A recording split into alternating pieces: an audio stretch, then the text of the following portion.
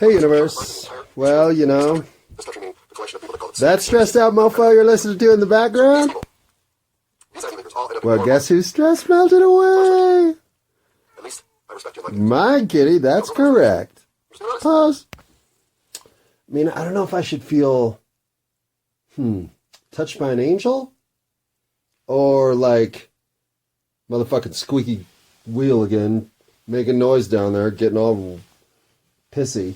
Somebody get down there and fix him. I think it could be a combination of both. But the fact that I've been a little bit negligent in my attempt to find a replacement phone, and then was complaining about how at the last minute there were really no good last minute options, and so last minute options seemed to be not cooperating. And then all of a sudden, bam! Last minute option was right there cooperating. In fact, well, I could be talking to you on my new AT&T number, but I'm going to use my old T-Mobile number for a couple more days till it peters out. But here's the thing. You ever want to get in touch with me? I'm going to have this number for a while, so I don't feel bad giving it out. It is now the 19th of December. This is 10:37 p.m. in the Mountain Standard Time Zone where Denver, Colorado is located, and I live. You want to get in touch with me? You can write me a letter at 3884 Wolf Street, Denver, Colorado, 80212. You can email me at heideggersgoldfish@gmail.com, or you can call me using the 7 area code of Colorado combined with 635-3705. Until I am at least 60, that information will all reach me sooner or later, even if I'm in Sri Lanka on some sort of Chautauqua of private concern. I'll still be looking for connections with whoever it is I'm supposed to connect with on this planet. So now that I know how you can find me, well, if your mission was to find me, here I am. Pause. So you know what this means, AT&T? It looks like you broke my mirror, bitch, because we got a 7-year relationship. And that can only be bad luck for both of us, really, because you know, you're going to give me shitty service, and I'm going to call you out on it, and I'm going to complain, and I'm going to get some free stuff, and then we're going to go like, maybe you should go to Verizon. Okay, maybe I should. But not until at least 2030. AT&T, you and me, till 23... 3? Oh, I don't know. That's a long time away. Let's say till 2030. The 2030? I might want to let myself out of the relationship. See, this is the way marriage should work. Hold on. Okay. How about this for an idea?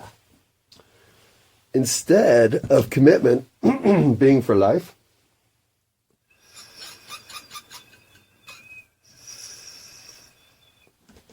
what if relationship commitments were in 9-year blocks?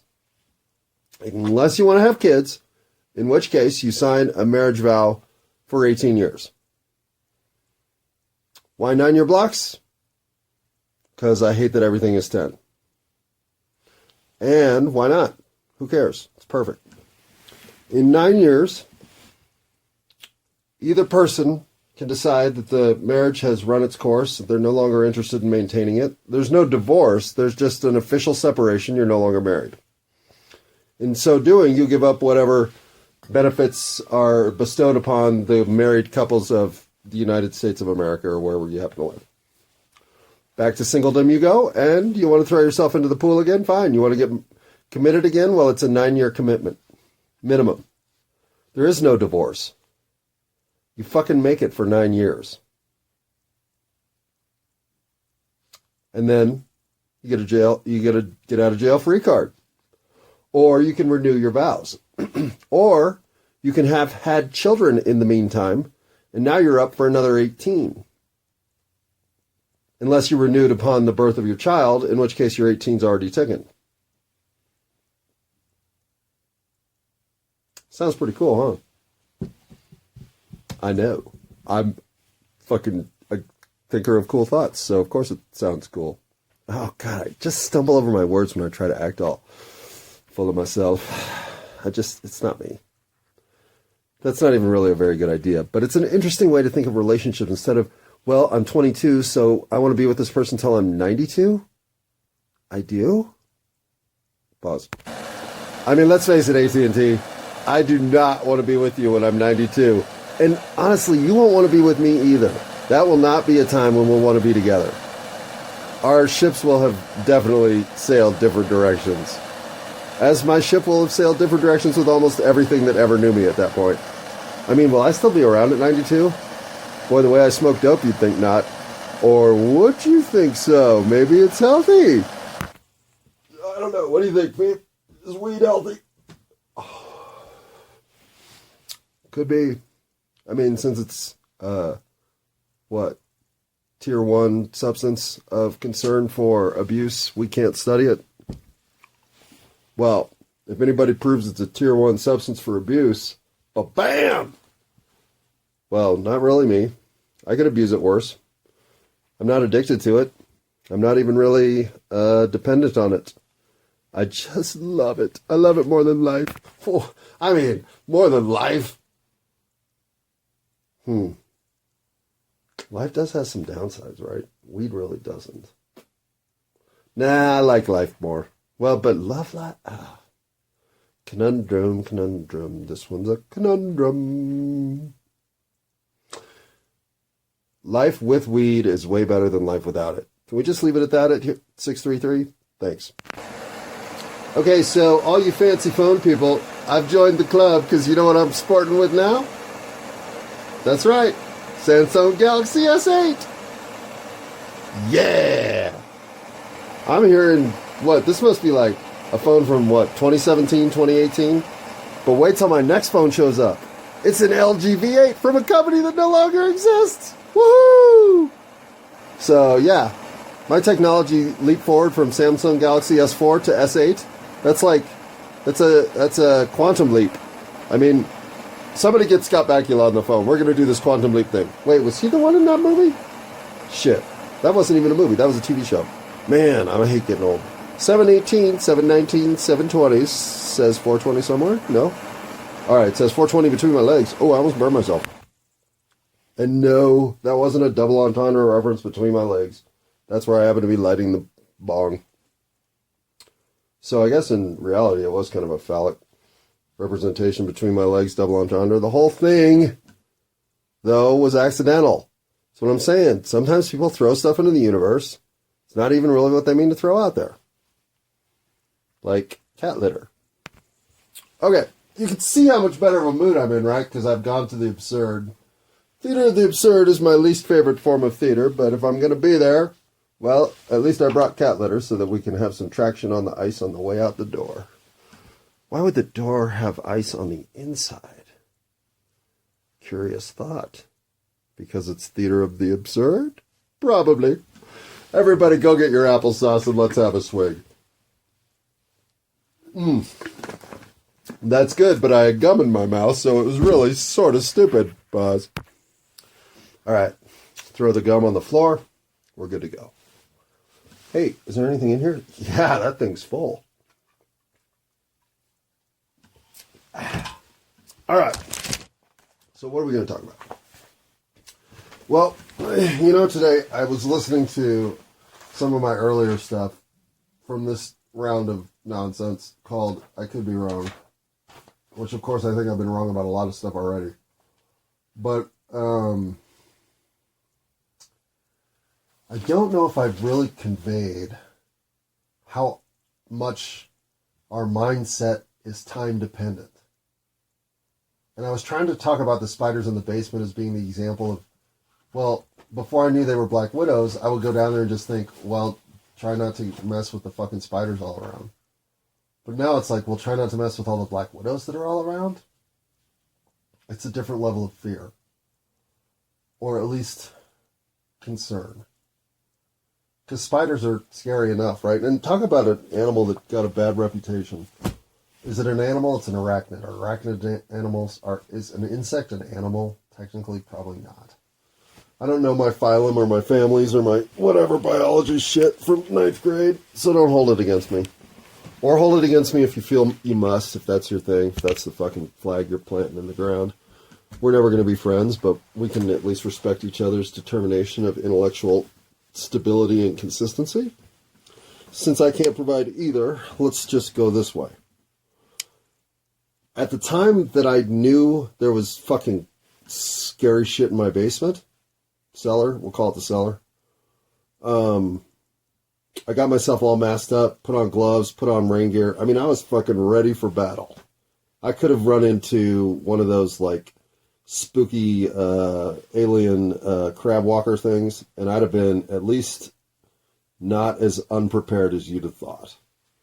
So, in other words, I was ready for way worse than just some Black Widows. But Black Widows come with that cachet of being a fucking Black Widow.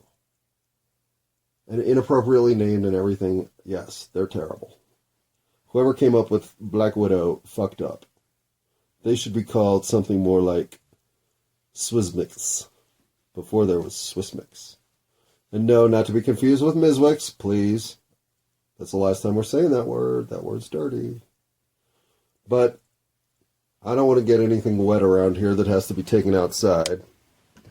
And so what I want to do is somehow figure out, how do I go back to the mindset of, yeah, there's some shit in there that I don't want to fucking take on, as it were, by eating it or placing it in my underwear and seeing what it does from there. But I was never going to do either of those things anyway. So why is the mental thing so much more challenging now that the information is crystallized into something that changes nothing other than my own mental game? The time in which I exist now fucks things up compared to the time in which I existed when things weren't fucked up. And I'm the fucked up part of it. Shit's fucked up, huh? Pause. Alright, I hate to go this direction. Well, applesauce is underrated. Haha, Phoebe woke up for that comment. I think she might agree. Damn, applesauce is like, it's like yogurt, but more natural. Yummy. Okay, hang on. let me find something to talk about. Hang on. Okay, first things first. 1, 2, 3, 4 into this. I'm going to try a hard sell tomorrow. Something I am terrible at, number one. I don't think I've ever succeeded at, number two. And it's probably inappropriate, even in this example, number three. So I can't wait to report back on how all that goes. But before that, I think we should talk about... I've never run down my list of what I would consider my top weeds, period. If you were going to want to know where to start, I would say you could pick any of this list. And hold on. I am hybrid sativa or sativa. This entire list might... Well, no, I see a couple of indicas. But I see a couple. This is almost exclusively straight sativas or heavily sativa hybrids. Or exceptions that are of unique exception variety. Like Harlequin. Well, actually, Harlequin's probably a sativa. That's got to be a hybrid. But Khalifa Kush, Purple Dragon, White Rhino, Northern Lights. So here's the list. If you were to choose any of these weeds and not experience something that you thought was above board, this is my list of, I don't know what weeds would be good for me, but I don't want to feel couch locked. So what should I try that won't make me feel couch locked? And preferably, if you can keep the munchies from overwhelming that'd be okay. Because that's kind of my criteria for weed. So with those two things in mind, Sweet Island Skunk, Super Silver Haze, Strawberry Diesel, Strawberry Cough, Jack Herrera, AK-47, Trainwreck, Purple Trainwreck, Northern Lights, Tangy, Tangy alone, GSC, which is Girl Scout cookies, Chocolope, Purple Haze, Purple Dragon. Purple Dragon's hard to find, Purple Dragon is one of my top. If I see Purple Dragon on the shelf, I want to see it, and if it looks reasonable, I want to buy an ounce of it. Cindy 99, SFVOG, San Fernando Valley OG. It is one of my top 10 available favorite weeds. White Rhino, don't see it very often, but it's a lot like Purple Dragon. In fact, White Rhino is more white, and so is White Widow, which is next. Those are not around nearly enough. And those used to be some of the staple weeds across the West Coast. Super Lemon Haze, Blue Dream, Runts. Okay, Runts I've only had twice, because Jilly Bean's next, which I've only had once. But I had such great experiences with both of those that they made my list of weeds to get again. So, and Cherry Pie's next, which is kind of an indica. Those three, Animal Cookies. Oh, God. I was going through some of my more recent purchases here. I would say these four should be on your maybe list. These don't have enough history to qualify with the next one. Platinum Jack, Whitefire, Jack the Ripper, Cali Mist, Khalifa Kush, Harlequin. Oh, and put Wonder Woman with those other four. I left some serious stuff off this list. This is an exclusive. For instance, I didn't even say Golden Goat. I don't know if I did say Blue Dream. I did say Super Lemon Haze. I didn't say Durban Poison. I know that. So this is an exclusive. In fact, this is probably going off what I saw available on any given day on Leafly or one of the other aggregators for weed sales in Denver. But I know I talk a lot about weed. There's a basic question that people have about weed. If I were going to try something, what's a recommendation for a strain? Even those 5 silly ones, Wonder Woman, Cherry Pie, Animal Cookies, Jilly Bean, and Runts. Yeah. I'll even throw, what are the 4 I got over there? There's Fruity Pebbles. Stupid name. But a stupider name is, damn, do I have to go look now? Well, Jet Fuel is one of them. Jet Fuel is inconsistent at the best. I would actually not recommend Jet Fuel. Fruity Pebbles. Oh, Sour Patch Kids. Had one really good batch, one not so great batch. And then, Peach Maraschino's over there too. That's a good one. That's a nice indica hybrid. That's sleepy weed.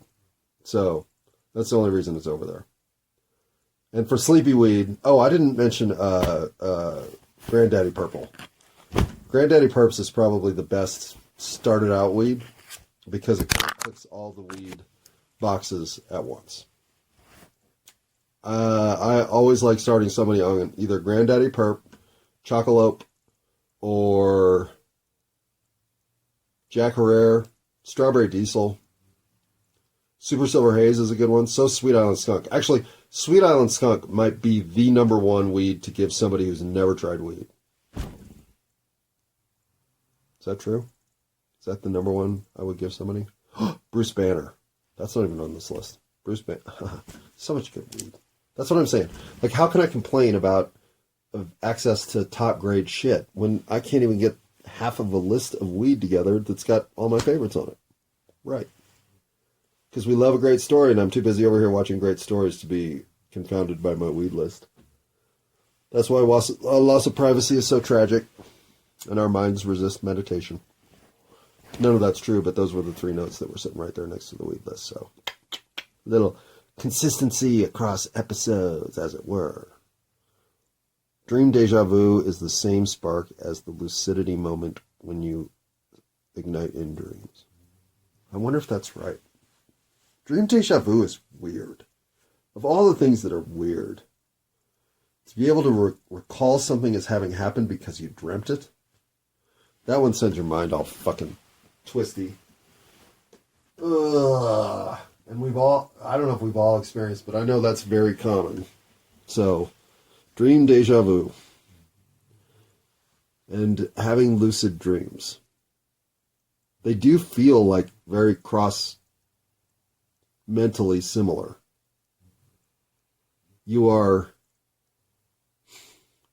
aware in the same capacity when both are happening. Tripping into dream deja vu is some of reality's best free drugs, because all of a sudden it's as if the physical space around you warps, just like in the goddamn Matrix. The Matrix was written by somebody who's got insider knowledge. However, that wall thing with the walls, and you just be doing something so dumb, like deciding between different kinds of applesauce. And for the first time ever, you'll see something called passion fruit applesauce blend. And whoa, the whole wall will go blah, because you just had a dream where you were deciding whether or not you should buy passion fruit applesauce blend, something you'd never heard of before. And now here it is. You're having that moment in real life. And it's as dumb a moment as, oh, there's a new applesauce. But you know you dreamt it. Again, where the fuck's that come from? And it's never, oh, I saw that this is the year the Detroit Lions win the Super Bowl. Oh, I know I'm not the first to have said that, but I might be the first to have said it publicly. And I don't think the Detroit Lions are going to win the Super Bowl. Or do I? I would love to see a Lions-Bengals Super Bowl. Kitty, kitty. Meow. That would be fun. But I never get what I want in sports, so don't count on it, because it's definitely not going to happen. Okay, so dream deja vu, lucidity in dreams, but I think you can get better at lucid dreaming. And I do not think there's a trigger to encourage dream deja vu in reality. What if there is, though? Ooh, I might have to look that up too. Dream deja vu versus stimulating the experience of dream deja vu. Why not? Why wouldn't there be some sort of mental fold you can do? I wonder if you can do it through meditation. All right, we'll look into that one. So let's put a big circle around this. That makes it look like less of a page with a penis on it, so that's good too. Although that does sort of look like a random eye looking down at the penis now. But okay, it's getting dirtier in here. So let's go with this note right here, and we'll end it on this. Shut my brain down now, please. No. Why don't you just shut the fuck up? Okay. Must have been a little surly on some of these notes, because there's a lot of exclamation points, there's a lot of capitalization and harsh ink pressing, especially on this note. Shut my brain down, please. No. Now, why don't you shut the fuck up? Okay. Does anybody else never shut off the inner dialogue? Right? It never shuts off. It never stops. It just was there in between what I just said from stops and it. And I don't want it to stop, but I kind of wish there was an off switch. I guess I kind of wish there was an off switch for time. There are days when I just wish we could just... Can I have 5 hours of non-consequential so that by the time we're back to linear time scale again, I'm ready to go? Nope. There will be no pause. There will be no break. There will be no... Man, you look like you could just use a day off. And it's the same thing in your head, right? It just... You wake up, what's the first thought you have? Fuck, what time is it? Or whatever, right? Like you're already dialoguing in your own brain. You wake up to your own brain saying, get up, get up, get up, or who knows what. The mushrooms are capping. The mushrooms are capping.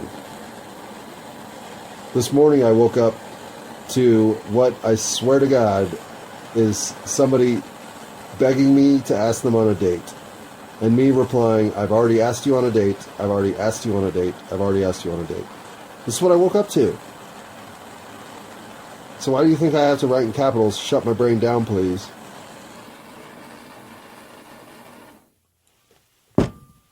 But it never shuts down. At least the gas shuts down, because that's annoying.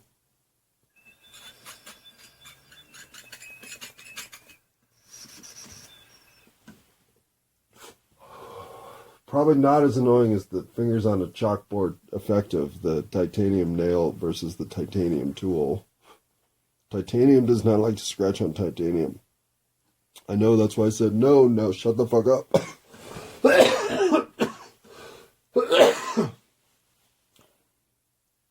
I don't know. When I tell you that I'm doing this because a couple of quirky dream characters kept telling me that I was behind, that I was supposed to have been voicing my opinion for a long time ago, and that this was the last chance I had to connect with the person who had to connect with me. And they convinced me in lucid dream state that this was no longer an option. And I mean, I would have this dream, then I would wake up and go, I'm out of applesauce? Fuck. Well, I guess I'll go back to sleep. And what would happen? I'd be asleep less than a minute, and bam, there they'd be going, why are you getting up for applesauce when what you need to get up for is to fucking write something? Because at the time I thought I was going to write it. Like, I thought I was going to start some sort of, like, blog. I guess this is just a voice blog. Point is, this year has been much like the reason I don't eat meat, to quiet my dream critics. And it's worked. It's definitely worked. They don't show up anymore telling me anything. They've left me alone for at least 10 months. And what's funny is, when I first was without their concerns, I felt abandoned. I felt isolated. I felt alone and unsure. The very first pause in the summer was because my dreams were gone. Nobody was telling me what to do anymore. I was having to figure it all out on my own. And it was kind of easier when the camel lionesses were slapping me upside the head and helping me out. But they haven't shown up in months, if not a whole year. It might have been a year. It was definitely December of last year that I for sure had my last dream with them in it. So here I sit a year later. And what have I gained in a year? Well, I'm not lucid dreaming with near the frequency I have been, or I had been. And so that comfort is gone. But it doesn't matter anymore. Because whatever this is, whatever this year has been, whatever I am doing here, speaking into this blinking blue light, Samsung Galaxy S4 for, well, not for the last time. I love recording on this thing. It's as good as I need, because I got small little needs. And my voice is pretty well received by this microphone. So, what else am I looking for? Not much. Tranquility, serenity, and a sense of purpose serve me well. Next year, as I get kinder, more understanding, and more forgiving of the universe at large, well, my purpose will only grow more intense. But me? Nah, I'll always be telling myself to shut the fuck up already. Come on, man. Shut that brain down. Nobody wants to talk about what you want to talk about. That's why I'm not talking to anybody but myself. All right, now's a good time for me to shut my brain down.